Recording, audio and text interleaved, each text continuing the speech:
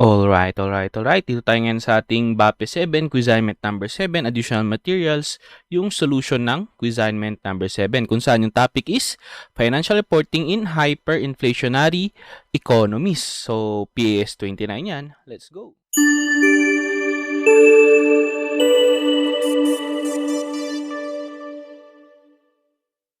So, for this topic, or for this additional material, let's start with problem number 1, true or false. So, una, number 1, under the stable monetary assumption, inflation is ignored. That is true. Inflation is ignored. Ang exception lang dyan is yung hyperinflation. So, number 1 is true. Number 2, according to PAS29, financial reporting in hyperinflationary economies, hyperinflation and inflation are the same. False, that is very false. Parang si hyperinflation is yung parang super duper, parang naka-steroids na inflation. Sobrang taas yan. Sobrang matindi yung degree niyan. Number 3, general price level changes and purchasing power of money have a direct relationship. Oops, hindi. Hindi sila direct relationship. Inverse, kumbaga. Inverse yan sila.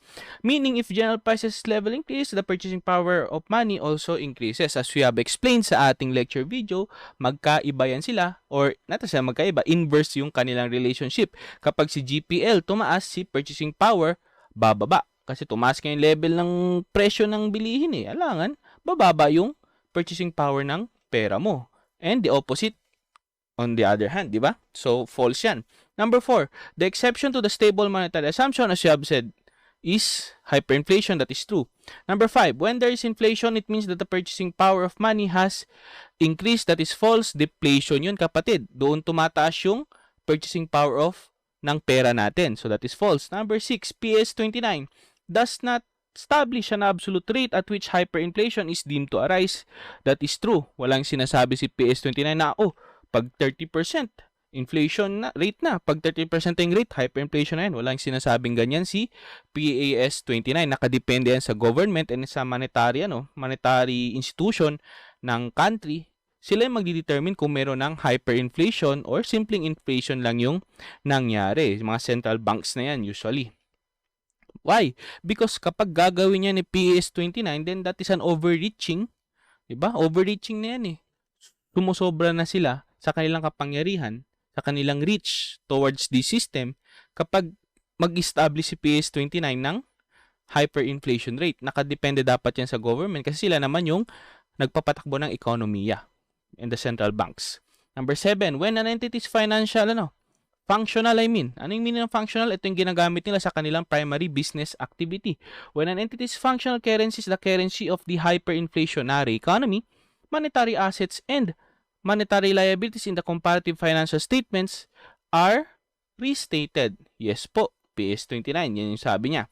Number 8, during a period of hyperinflation, an increase in the monetary assets held will most likely result to a gain in net monetary position. False yan, baliktad.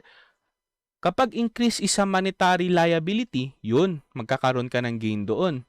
Kapag yung increase is sa monetary asset, loss yun. Bakit? Kasi isipin mo hyperinflation yan. Kapag yung increase is sa net monetary assets, anong meaning yan? Ibig sabihin, in the end, bumaba yung value ng assets mo. O pag bumaba yung value ng assets mo, anong effect yan?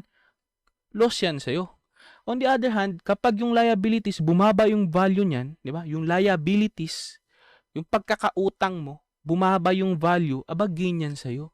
Goods yan sa'yo in the end. Bumaba yung value ng utang mo Number 9, an entity whose functional currency is that of a hyperinflationary economy does not need to restate its items of PPE that are measured already under the revaluation model if the revaluation model was made during the current period. Mali, di ba? Anong sabi ni PAS29? Pag na revaluation as of the end of the period, then yun, goods na siya. Properly represented yung amount niya. Pero pag the current period, kailangan mo pa rin mag-restate. Di ba? As of the end of the period. Number 10, advances, prepayments, and unearned items not collectible or payable in fixed or determinable amount of cash. Advances, prepayments, and unearned items not collectible or payable in fixed or determinable amount of cash are non-monetary items. Yes, that is true. So, yan na. Let's go to problem for multiple choice theory. So, number 1. Diba, bilis lang to. Maiksi lang tong Quizignment number 7. Number 1. These are money held and items to be received or paid in fixed or determinable amount of money. So, that is letter D, monetary items. Nagchat-chat. So, mamaya na-reply. Tapusin natin to. Number 2. When restating financial statements in accordance with PAS29, Financial Reporting Hyperinflationary Economy. So, basically, alin dito yung dapat gawin? Only monetary items are restated. Only non-monetary items are restated. Both monetary and non-monetary items are restated. Or, letter D. Only non-monetary items, statement of financial position amounts not already expressed in terms of the measuring unit current at the end of the reporting period are restated. So, letter D. Kasi nga, hindi lang sa financial position, tinitingnan natin yung cash flow. Diba? Titingnan natin yung income statement, diba? Statement of comprehensive income. Diba? So, hindi lang yan. Kaya masyadong malaki yung coverage kasi may mga specific yan Kaya letter D yung tama. Number 3, under constant peso accounting, ito yung sa last constant peso accounting, yan yung ginagamit natin, from historical cost to constant peso or from the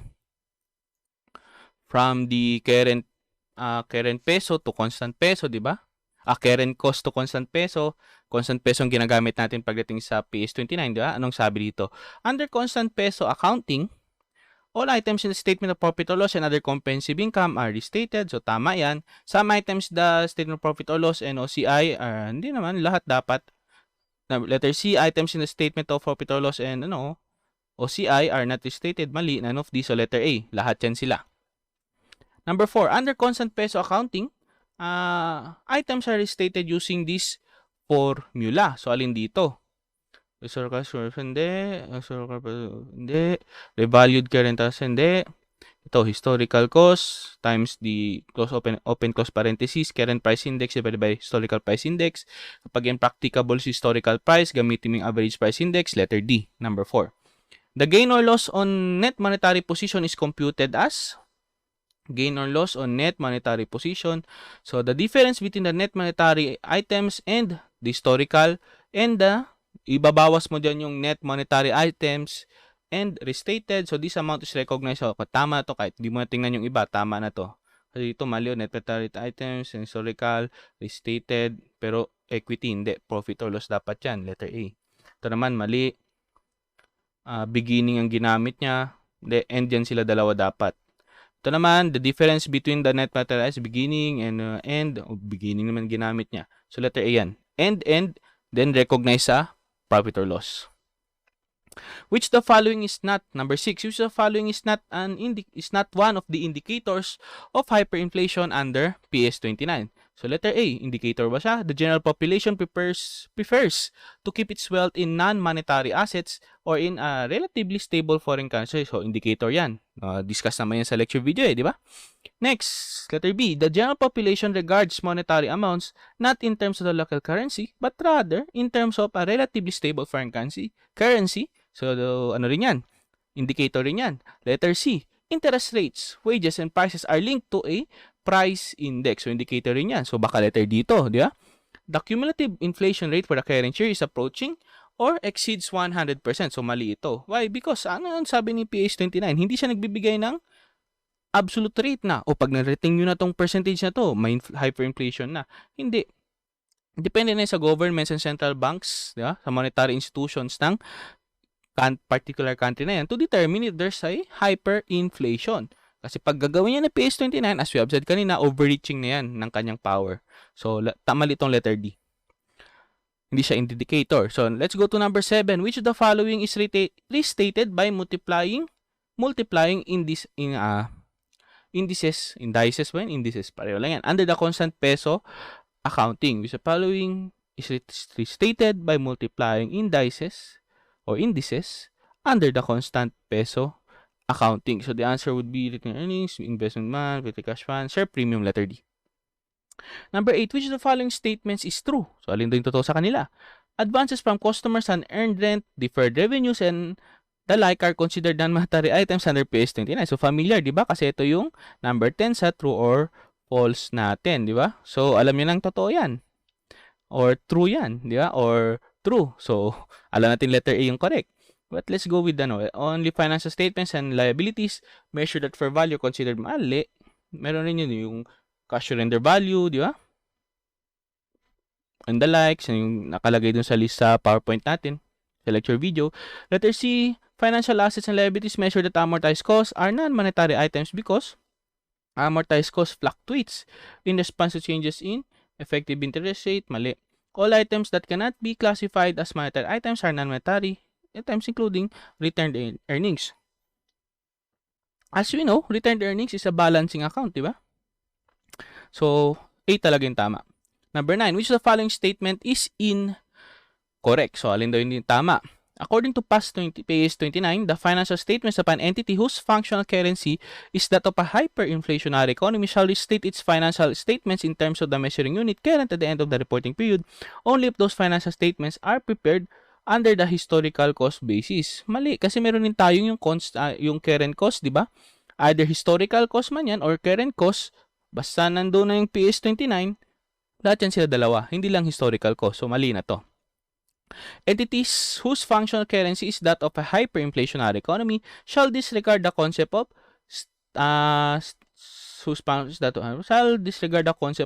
stable monetary unit assumption kasi nga, as we have said, stable monetary unit assumption, ignore niya ang inflation. Pero pag may hyperinflation na, yun na yung exception. Hindi na pwedeng ignore. Hindi na stable, di ba? Letter C. So, tama to. Si letter B. According to PAS29, the determination of the absolute rate at which hyperinflation is deemed to arise is a matter of judgment. Tama. Either the government or the monetary institutions as a central bank ng country, sila magde-decide kung merong hyperinflation, not the accounting standard. Letter D. Only non-monetary items, statement of financial position, amounts not already expressed in terms of the measuring unit current at the end of the reporting period are restated when using the constant peso accounting. Yes. So, letter A yung mali dyan. And lastly, number 10, for multiple choice theory, an entity acquires equipment on January 1, 2020x1 for 1M, 1 million. The general price index on that date was 100. In 20x2, the average general price index is 120.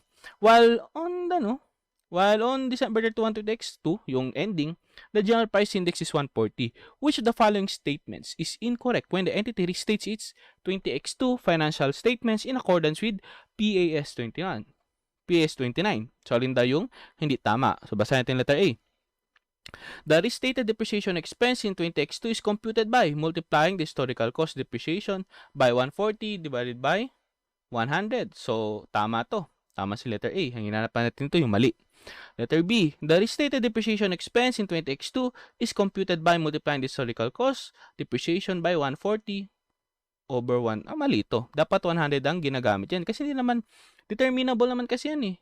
Constant kasi yan eh. PPE, hindi naman siya magalaw. Hindi naman siya voluminous transaction, di ba? So, hindi naman siya, palagalaw yung kanyang account. So, constant siya, walang masyadong changes, and determinable, ba't mo gagamitan ng average? Diba? So, yung 100 dapat. So, alam natin na letter B ang mali dito.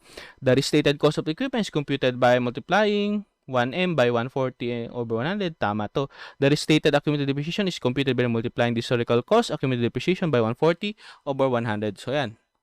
Letter B yung mali. Now, let's go to the problem solving. Problem 5, multiple choice, computational. So, number 1 tayo. The following items are among those that appeared on Rubico's books at the end of 20x1, merchandise inventory 600k, loans to employees 20k. So, ang tanong, what amount should Ruby classify as monetary assets in preparing constant peso financial statements? So, ano daw yung monetary asset dyan? Ang answer dyan, letter B. 20k, yung loans to employees lang. Kasi itong merchandise inventory, non-monetary physical asset yan siya. Non-monetary. So, dali lang. Number 2. The following assets were among those that appeared on Birdco's books at the end of the year. Demand bank deposits, 650K. Net long-term receivables, 400K. Patents and trademarks, 150. So, ang tanong, in preparing constant peso financial statements, how much should Bird classified as monetary assets? Ang monetary assets lang naman dyan is yung 650, yung 400. Non-monetary na si patent eh. So, yun, 650 plus 400, 1,050,000, letter B. Next is number 3.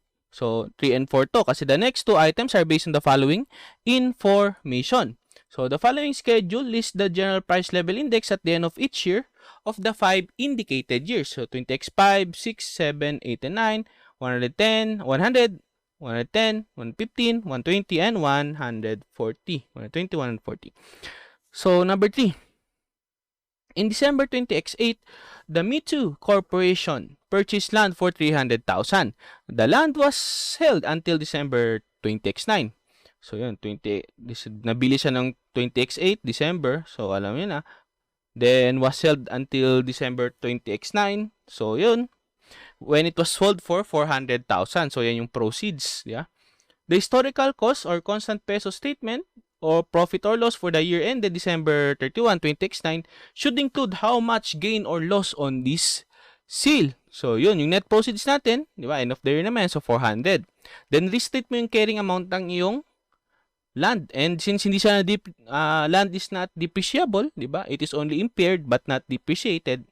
So, wala tayong depreciation dito, 300K, restate mo siya for its value nung 20x9. So, yun, ang nominator mo is 140, denominator is 120. Yeah? So, yun, 350. So, ang gain on sale mo, 50K. 50, letter C, gain. Number 4, same ang gagamitin, same list. So, on January 1, 20x6, the silver company purchased equipment for 300K. The equipment was being depreciated. Ito naman, supposed to this land, walang depreciation. Dito may depreciation na. The equipment was being depreciated over an estimated life of 10 years on the straight line method with no estimated value or with no estimated residual value. Tandaan, January 20x6 na nabili. On December 31, 20x9, so that's 6, 7, 8, 9, 4 years na. 4 years siyang i-depreciate. The equipment was sold for 200,000 pesos. So, yan yung net proceeds mo. The historical cost, constant peso statement of profit or loss prepared for the year ended December 31, 20x9 should include how much gain or loss on the sale. So, same gist ang gagawin mo dito. So, net proceeds mo, yun, magkano receive mo? 200K. Then, the statement carrying amount ng asset na yan. In this case, you need to consider the depreciation kasi nga, nagdi-depreciate siya. So, in this case, ang gagamitin mo, okay, 300K times 140 over 100. Na sir, 20x6 na nabili, bakit 100? Diba? Should be 110. Take note, the problem states that the general price indices are as of the end of each year and that the equipment, take note, was purchased on December 20x6. Diba? So, yung denominator na dapat gamitin mo is yung GPI as of December 31, 20x5. Kasi this January 1, 20x6. So, close siya dito sa 20x5. 100 ang gagamitin mong denominator times 6 over 10 kasi 4 years na yung nag-lapse. So, na-depreciate na siya by 4 years. So, ang carrying amount ng iyong equipment is 252. So, may gain on sale ka in the amount of 52,000 pesos. That is letter 50,000 net proceeds is stated. Bakit gain nilagay dito? Loss dapat to, 52,000. Loss, letter D. Baguhin na lang natin. Bakit gain to siya? Loss dapat loss. Loss. See, proceeds mo, 200 lang. Carrying amount mo is 252. So, dapat loss yan. Letter D. Tama naman loss, letter D. So, number 5. Let's go to number 5. Yun. So, going to number 5, the question is, the chalk company reported sales of 2 million in 20x6 and 3 million in 20x7, made evenly throughout each year. The consumer price index during 20x5 remained constant at 100. Pagdating sa end ng 20x6 and 20x7, 102 for 20x6 and 104 for 20x7. Baka yung iba sa inyo nababatip na 20x sinasabi ko. Pero, basahin natin as it is. respectively. What should Chok report as sales for 20x7 restated for GPI or General Price Level changes? So, since take note, this is sales, so this is a constant transaction, di ba? Frequent, voluminous. So, average ang gagamitin mo dito. Kaso hindi given yung average, so kailangan mo siyang isolve. So, sales, nominal cost 3 million, multiply by the current price index, di ba? So, paano malaman? Alam mong 104 yung iyong nominator. So, hanapin mo yung denominator, yung average, di ba? So, 102 divided by 1 plus 104 divided by 2 para malaman mo yung average. So, yun, 104. Sana yung calculate natin. 102 plus 104 divided by 2. That's 103. So, 3 million, di ba? Times 104 divided by 103. So, your answer is 3,029,126. So, itong answer, that's letter B, no? Letter B. Ganun na. Pag hindi given, nakita mo average dapat yung gagamitin, edi solve mo na lang, diba? Gaya ng sa mga examples natin sa illustrations. Now, let's go to number 6. Lewis Company was formed on January 1, 20x6. Selected balances from the historical cost balance sheet at December 31, 20x7 were as follows. So, land purchase ng 20x6, 120. Investment in non-convertible bonds purchased in 20x6 and expected to be held to maturity, 60K, and long-term debt, 80K. The average consumer price index was 100 for 20x6, 110 for 20x7 in a constant peso balance sheet adjusted for changing prices at December 31, 20x7. Select. These selected account balances should be shown at kung magkano daw dapat yung kanilang amount ni land, ni investment mo, ito, and ni long-term debt. Ito sila. Yung land mo, okay, restate mo yan.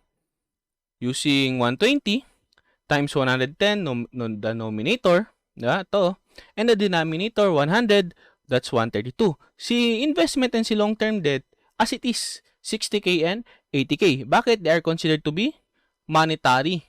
Si investment, monetary asset. Si long-term debt, monetary liability.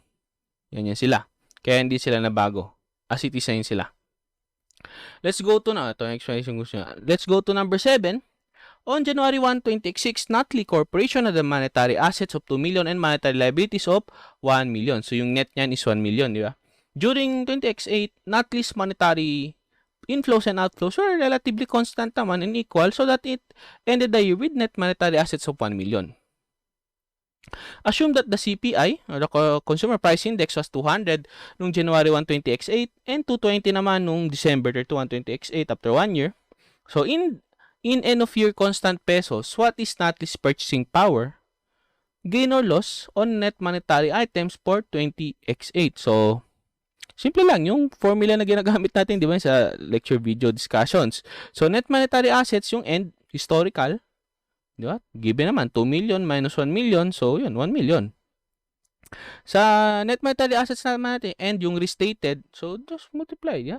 220 being the nominator, and 200, the denominator. So, 1.1. So, purchasing power loss mo, negative 100. Or 100 na kasi loss na agad. So, number 8 tayo. Madali lang, mabilis lang to siya. At both the beginning and end of the year, lang cost monetary assets exceed dead monetary liabilities by 3 million. So, yun yung net, di ba? Net monetary asset mo. So, on January 1, the general price level was 125. On December 31, after 1 year, di ba? Naging 150 yung general price level mo. How much was Lang's purchasing power loss on net monetary assets during the year? So, same is, di ba? Net monetary assets mo and historical 3 million. Then, yun, solve mo na. Same is lang. Sa restated portion, 3 million times 150, the denominator divided by the denominator of 125. So, that's 3.6. Purchasing power loss mo, 600. So, last problem, last item, HILA ko operates under a hyperinflationary economy. So, HILA computed the increasing current cost of inventory as follows. So, increasing current cost, yeah, in current cost, nominal pesos, 15K. Increasing current cost, yung constant pesos, yeah, 12K. So, what amount should HILA disclose as the inflation component of the increase in in current cost of inventory? Simple lang. 15K minus 12K, that's 3K. Kasi nominal cost mo, constant peso, nag-increase pa, di ba? From 12K, naging 15K. Ganun lang kasimple. So that is a discussion for PAS29, Quizignment, Financial Reporting in Hyperinflationary Economies. So with that said, have your dinner. Bye-bye. Love you.